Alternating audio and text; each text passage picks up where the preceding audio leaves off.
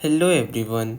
In this video, I will show you how to make REDnote account private.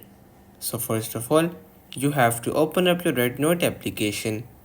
Now on your REDnote application, you will see all sorts of pictures and videos that are posted by people on this application.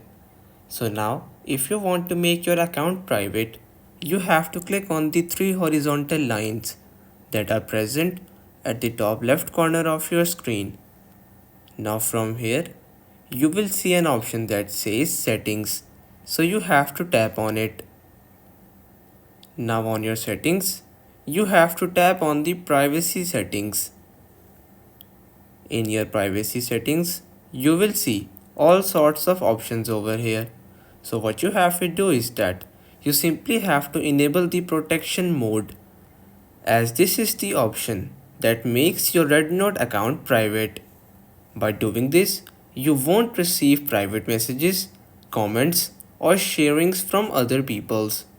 So everyone, this is how you can make your REDnote account private. So that's pretty much all for today's video.